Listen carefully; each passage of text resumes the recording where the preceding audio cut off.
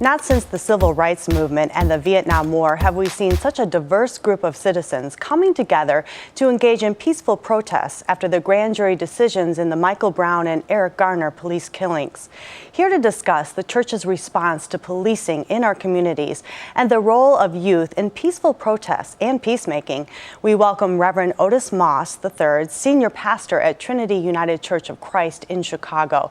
We also welcome Joshua Chapman, a member of Trinity and a senior at Lindblom Math and Science Academy. And we welcome humanitarian rap artist FM Supreme, a youth peace movement organizer and member of Trinity United Church of Christ. Reverend Moss, maybe you can start with how Trinity started with peaceful protestings around this issue and is engaging the community around this conversation. Oh, certainly. It's been a part of our DNA since 1979. Our church has been involved in praise and protest, worship and work when we were part of the anti-apartheid movement. And it's been a part of our DNA. And it was in August where we decided to become a part of what was happening nationally, where we had a Hands Up Sunday. It was churches all across the nation. We organized via Facebook, Twitter, and Instagram to focus on these issues. But not too long ago before that, we had been involved in Hoodie Sunday. It was a group of ministers across the United States. We decided that we were going to create a Hoodie Sunday, and it became a national program. And we just feel that it's a part of who we are as we live out the gospel of Jesus Christ. So tell us a little bit about the peaceful protests that you've had, some of the marches, and then you've had a youth forum as well, right? Oh yeah, it was a tremendous program. We had about 1,000 people who participated in our protest. We took over the Red Line 95th Street station. We had a die-in, a pray-in, and also a time to reflect on what is happening nationally. What was very powerful about our particular participation is that there were churches all across Chicago. Pastor Chris Harris in Bronzeville, Father Michael Flager in Inglewood, Trinity United Church of Christ in Washington Heights, and there were churches all around the city. And we felt that in order to live out our message of Jesus Christ, of the gospel of Jesus Christ, that we had to do this, to educate our young people. And what we did is we trained our young people in proper encounters with the police. What happens when you encounter the justice system? How are you to engage? What are your rights? We put together a booklet and a program and a forum with police officers, also with attorneys and judges to share what are your rights, how you should approach things, and what you should do if you are ever pulled aside or if questions are raised about your whereabouts and where you are as a police officer. And Joshua, you've been an active participant in some of these peaceful protests and the youth forum. What does it mean to you? It means that, young people my age are coming together and really showing that they stand for something, and that's what it means the most to me. It shows me that, my generation has some core beliefs and core values that they hold on to, and that they're not just going to get pushed around by, and they're not going to let others dictate what their lives mean.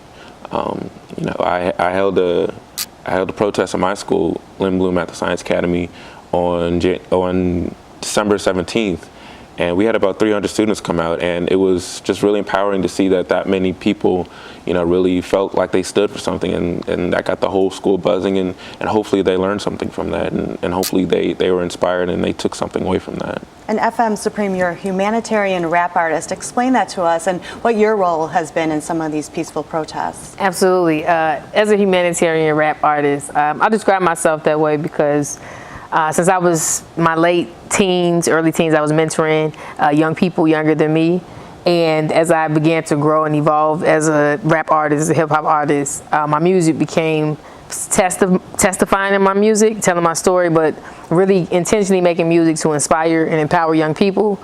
And I've always been about causes and issues bigger than myself. And so usually when you think about hip hop, it's really, braggadocio. You want to, I'm this, I'm that, I'm all of the above. Whereas this, my approach is kind of like, I'm human just like you. I cry just like you. I pray just like you. I get up, I rise again, and we all can. And so that's why I call myself that. I've been blessed to travel across the world a few times and share my messages of peace making through music and just really, like what Joshua was saying, our lives matter. And my main message is, we all have a purpose. If we woke up today, you woke up today for a reason. And we all have a purpose. We all have dreams. And I think that when we lose sight of that, of the purpose and the dream, we can slip into depression. We can slip into fall into the cracks, the wayside. And so I believe that part of my calling is to be an encourager and to remind young people and people in general, no matter what color you are, what race you are, that you are important, that you all have a purpose. But specifically with, the killing of Michael Brown and Trayvon Martin and Jordan Davis and so many of those who remain unnamed, it's very clear that the system is complicit with the destruction of black bodies and of black lives. And so it's important that, we speak that hashtag Black Lives Matter. What kind of reaction do you get, especially from youth? Youth, actually, because of my, ability to use hip hop, they love my message. They draw to me from different cultures, different demographics. A couple years ago, I was blessed. I had a vision. I was telling Pastor Moss about it, and I came to him in 2012. It was like the Chicago International Youth Peace Movement, and that came. A 7-year-old was killed on the west side of Chicago, Heaven Sutton, and I knew that young people were dying, but it was something about this young girl's story that just really convicted me and made me want to do more.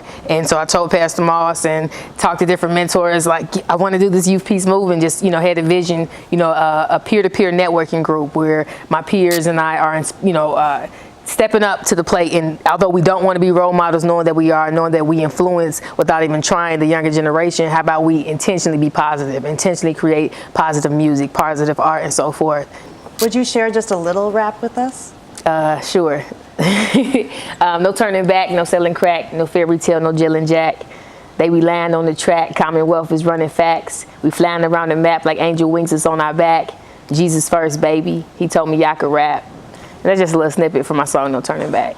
You make it sound so easy. Well, Reverend Moss, what are some of the main issues you think that have come out of the Michael Garner and some of the other killings that we've had across the nation? Well, one of the things I talk about is the racialized imagination. The idea that for many police officers who are decent, good individuals, but in terms of the imagination, in terms of how they view people of color psychologically, we are targeted, especially as black men.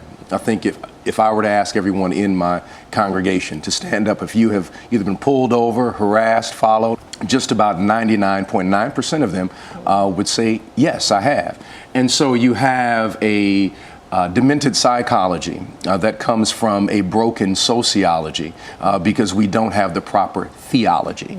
And I believe that we have to restructure the theology so that we begin to see that we are all human, but also that Black Lives Matter. And so that is what's come out about this. And I think what's powerful is to see people of different ethnic groups, different racial groups that are joining in and saying Black Lives Matter.